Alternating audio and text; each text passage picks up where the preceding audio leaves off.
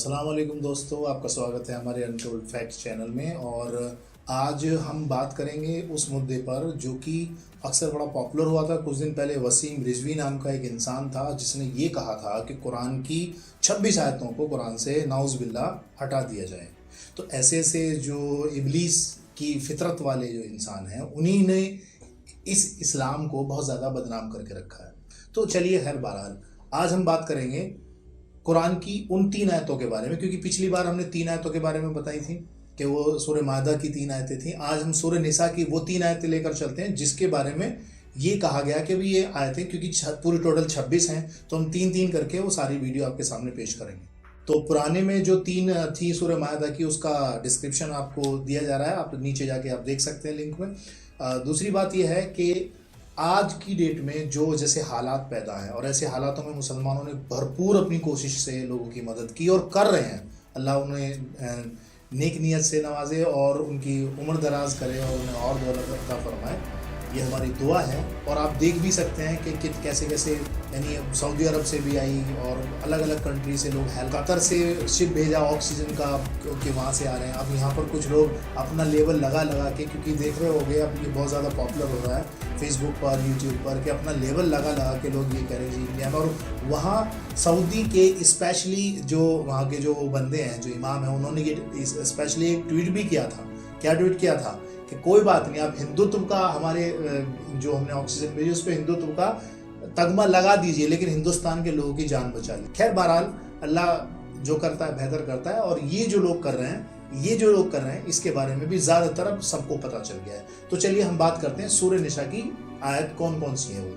तो हम बात करेंगे सूरह निसा की आयत नंबर 56, जिसमें ये कहा गया है, अल्लाह ताला इरशाद फरमाते हैं, जिन लोगों ने हमारी आयतों को मानने से इनकार कर दिया उन्हें ज़रूरी हम आग में झोंकेंगे और जब उनके बदन की खाल जल जाएंगी तो उनकी जगह दूसरी नई खाल पैदा करें ताकि वे अच्छी तरह अजाब का मजा चख सकें। अल्लाह बड़ी सामर्थ रखता है और अपने फैसले के व्यवहार में लाने की हिकमत को खूब जानता है।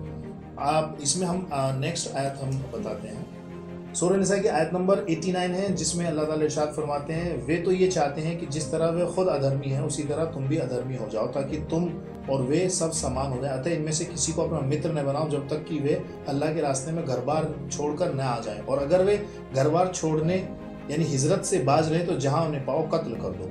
अब मैं इस बात को तीसरी आयत बताने से पहले मैं ये बात को आपको समझाना चाहूँगा कि यहाँ जो ये मसला आया था ये उन मुशरिकों के लिए था। ये पहली बात बहुदेववादी या जो मूर्ति पूजक थे उनके लिए नहीं था, ये उन मुशरिकों के लिए आयत नाजिल हुई थी। मुशरिक उसे कहते हैं कि जो दाढ़ी भी रखते हैं, टोपी भी रखते हैं और अपने आप को मुसलमान भी कहते हैं, नमाज भी पढ़ते हैं और सारे काम करते हैं। मुशरिक, मैंने आपको बताया कि उनके दिल में ना ईमान नहीं होता, वो दिल से इस्लाम एक्सेप्ट नहीं किया होता, उन्हें मुशरिक कहा जाता है। कि वो होते तो मुसलमान जैसे हैं, जैसे हमने पहली वीडियो में बताया था कि काफ़ी सारे लोग हैं मुल्ला मौलवी कहलाते हैं अपने आप को, और ऐसी ऐसी डिबेट में जाके बैठ जाएंगे कि इस्लाम के बारे में एक बात तक नहीं बोल पाते और अपने आप को इस्लामिक स्कॉलर कहलाते हैं, जबकि वो किसी भी लेवल के नहीं होते। अरे इस्लामिक स्कॉलर कैसे होते हैं, हज़ारों को मैं जानता हूँ, एक को भी बिठा लिया ना धज्जियाँ उड़ा देंगे, धज्जियाँ। खैर बहरहाल, तो उन मुशरिकों के बारे में ये आयत थी जो सूरह निसा की अभी मैंने पढ़ी थी कि जो मुशरिक मुसलमानों में इकट्ठे होकर घुस गए, वो घुस के बैठ गए, अपने आप को मुसलमान कहते रहे, वहाँ का राज उधर पहुँचाते रहे उन लोगों से जो कुफ़ार मक्का थे और जो यहूदी थे, उन तक उनका राज पहुँचाते रहे और मुसलमानों को कत्ल करते रहे। तो ये उन लोगों के लिए आयत नाजिल हुई थी कि अगर वो ऐसा कर रहे हैं और बाज ना आए, और अपने घर बार को छोड़ने का यहाँ पर जो मतलब था वो ये था कि अपने को संपूर्ण यानी पूरी तरह से इस्लाम में दाखिल नहीं किया, तो ऐसे लोग वाजिबुल कत्ल हैं, क्योंकि ये लोग फितना फैला रहे हैं और इस मुसलमानों का कत्ल करवा रहे हैं। तो ऐसा करो, तुम इन्हें जहाँ भी मिले ना ये पकड़ो और इन्हें कत्ल कर दो। तो ये बात तो साफ हो गई है कि ये सूरह निसा की आयत क्यों नाजिल हुई थी। लेकिन कुछ गधे लोग ऐसे हैं कि कहते हैं जी कुरान की 26 आयतों में से ऐसी आयतें हैं और इनको नाउज़ बिल्लाह ऐसे कर दो और वैसे कर दो, ये कर दो और वो कर दो। पहले समझ तो लो एक बार एटलीस्ट कि क्यों कहा गया, किन मुशरिकों के लिए कहा गया। जब तुम्हारे बीच में तुम्हारे ही लोग तुम्हारी ही बातों को दूसरों तक पहुँचाएंगे और उससे तुम्हें नुकसान होगा और तुम्हारे लोग मारे जाएंगे, तुम्हें कत्ल किया जाएगा, तो तुम उनके साथ क्या करोगे, छोड़ दोगे या उन्हें कत्ल करना चाहोगे। और अगर उन्हें ये सोचोगे ना कि किसी इंसान की इन्फॉर्मेशन से जो ये कहता हो कि मैं तेरा भाई हूँ, और वो कहीं दूसरी जगह जाके इन्फॉर्मेशन दे देता है और फिर उस तुम्हारी वो इन्फॉर्मेशन की वजह से तुम्हारा अपना सगा भाई अपना खुद का भाई कत्ल हो जाता है, मर जाता है या उसका मर्डर हो जाता है, तो आप क्या करोगे ऐसे इंसान को? छोड़ दोगे? अगर छोड़ दोगे तो तब तो मैं मान लेता हूं कि भाई हाँ ठीक बात है, और अगर नहीं छोड़ते और उसे मारने की कोशिश में लगे रहोगे तो फिर ये आयत गलत कैसे हुई, मुझे ये बताओ। चलिए खैर हम बात करते हैं तीसरी आयत की। हम बात कर रहे हैं सूरह निसा की आयत नंबर 101, और इसमें अल्लाह ताला इरशाद फरमाते हैं, और जब तुम लोग सफर के लिए निकलो तो इसमें कोई गरज नहीं है कि अगर नमाज को संक्षिप्त यानी छोटा कर दो, जबकि तुम्हें डर हो कि अधर्मी तुम्हें सताएंगे और वे खुल्लम खुल्ला तुम्हारी दुश्मनी पर तुले हुए हैं। तो आपने ये पढ़ लिया, यानी इसमें लिखा है कि अधर्मी यानी वो लोग जो धर्म को फॉलो नहीं करते और तुम्हें सताएंगे और तुम्हें डर है, क्योंकि लोगों ने क्या किया था कि जब नमाज पढ़ रहे होते थे तो नमाज पढ़ते हुए को आके उनकी गर्दनों में तलवारें मारी और उनको मार दिया। ये क्योंकि जब तक इतिहास पढ़ेंगे नहीं तब तक समझ में नहीं आएगा। तो अल्लाह ताला ने ये आयत नाजिल फरमाई कि तुम ऐसा करो, नमाज को छोटा कर दो। और होता ये था कि कुछ लोग नमाज पढ़ें और बाकी कुछ लोग अपने एहतियात से अपने हथियार लेकर खड़े हो जाएं, क्योंकि वहां पर डर है कि यहाँ पर मुशरिक जो है वो लोग आके जान से मार सकते हैं। तो अब ऐसा हुआ कि जब वो उन्होंने नमाज पढ़ ली तो फिर दूसरों ने भी नमाज पढ़ ली। ये तो था तरीका।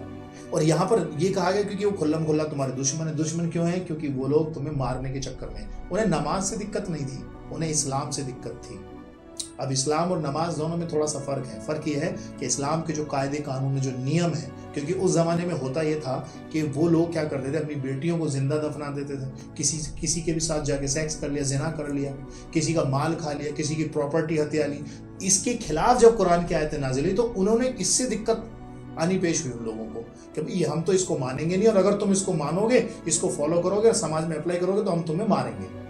तो अब सोचो कि वो लोग जो खुल्लम खुल्ला सारे गलत काम कर रहे हो, जब उनको रोकने के लिए आयत आएंगी तो वो तो चिढ़ेंगे ना, और फिर चिढ़ के जब मुसलमानों को मारेंगे तो क्या मुसलमान हाथ पैर रख के बैठे रहेंगे? और फिर ये अगर आयतें और ये सूरह इस तरह की आती हैं तो फिर इसमें गलत क्या हो गया? मतलब कोई तुम्हें मारता रहे, पीटता रहे, तुम्हारे घर वालों को खत्म कर दे, पूरा का पूरा परिवार खत्म कर दे, और फिर तुम भी हाथ पे हाथ रख के बैठ रहे हो, तो भैया इससे फिर धर्म की रक्षा कैसे होगी?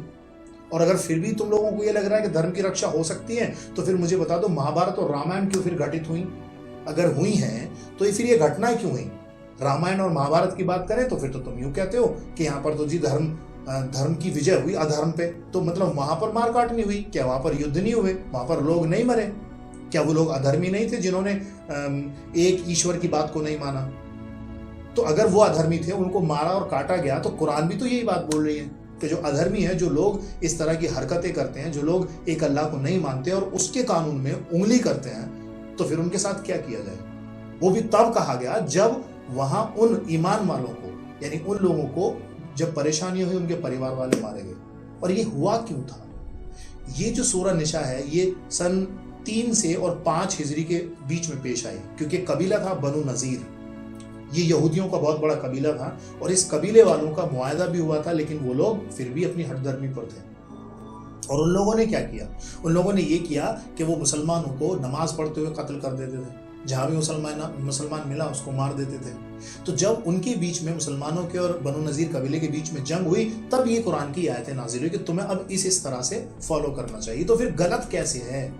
मुझे ये नहीं समझ में आ रहा कि वो लोग जो खुश हो रहे हैं कि हाँ भाई ये कुरान की आयतें हटा दो क्योंकि ये हिंदुओं के बारे में है, ये काफिरों के बारे में, हम काफिर हैं और ये है वो है, वो लोग इतने मंद बुद्धि कैसे हो सकते हैं? क्योंकि कुरान में काफिर के बारे में कुछ और बात कही गई है। काफिर हम पहले भी बना चुके हैं इस पर वीडियो कि काफिर 2 तरह के होते हैं, एक मुहारिब और एक गैर मुहारिब। तो ये गैर मुहारिब कौन है, मुहारिब कौन है, इसकी मैं डिटेल नहीं आपके सामने लाना चाह रहा, क्योंकि वीडियो काफी बड़ी हो जाती है और फिर लोग काफिर किसे कहते हैं, किनको कत्ल करने का हुक्म है, उसका लिंक दिया जा रहा है नीचे डिस्क्रिप्शन में, जाके आप देख सकते हैं। तो वहां पर आपको सही इंफॉर्मेशन और पक्की और डिटेल में आपको मिल जाएगी। तो अगर यहाँ पर तुम्हारे परिवारों को मारने वालों के खिलाफ खड़े होकर तुम नहीं चले तो फिर तुम किस बात के इंसान रहे हो? कैसे तुम धर्म की रक्षा करोगे? तो धर्म की रक्षा के लिए, ऊपर वाले का संविधान बचाने के लिए अल्लाह ताला ने ये हुक्म दिया कि तुम भी उन लोगों के खिलाफ खड़े हो जाओ जो तुम्हें मारते हैं। आई होप कि आपको ये बात समझ में आ गई होगी कि ये जो है कब नाजिल हुई, क्यों नाजिल हुई, किन के खिलाफ नाजिल हुई, मुशरिक कौन है, यानी जो शिर्क करते हैं। लेकिन यहाँ पर जो आयतें अभी मैंने 3 पढ़ी, ये मुनाफिक के लिए हैं। वो मुनाफिक जो खुद को मुसलमान कहते रहे और मुसलमानों की जड़ काटते रहे। उन्होंने जड़ काटी और मुसलमानों को भी कटवाया यहूदियों के हाथों। तो उन यहूदियों के लिए और फिर उन मुनाफिक लोगों के लिए ये कुरान की आयत नाजिल हुई। इसमें तो मुशरिक का कोई जिक्र ही नहीं। हाँ, वो बात एक अलग है कि उन लोगों ने बनु नजीर कबीले के यहूदियों के साथ मिलकर, जो कुफ्फार मक्का थे, मुसलमानों का कत्ल किया।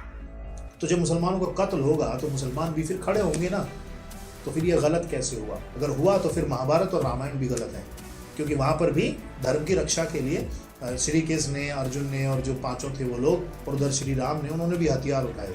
तो जब धर्म की रक्षा की बात आती है तो उन अधर्मियों का विनाश करना पड़ता है, ये कुरान कह रहा है। आई होप आपको मेरी बात समझ आई होगी। चलिए इसी के साथ मैं इजाजत चाहता हूँ। हम अगली वीडियो में आपके सामने कुरान की 3 और आयत लेकर आएंगे। हम 3-3 करके सारा डिफाइन करेंगे कि वो क्या आयतें हैं, किसके बारे में और क्यों कही गई हैं। और इसको वीडियो को ज़्यादा से ज़्यादा लोगों तक शेयर करें ताकि लोगों को पता चले कि वो कौन सी 26 आयतें हैं और किस बारे में कहा गया। तो चलिए मैं इजाज़त चाहता हूँ। शुक्रिया। अस्सलाम वालेकुम। जय हिंद।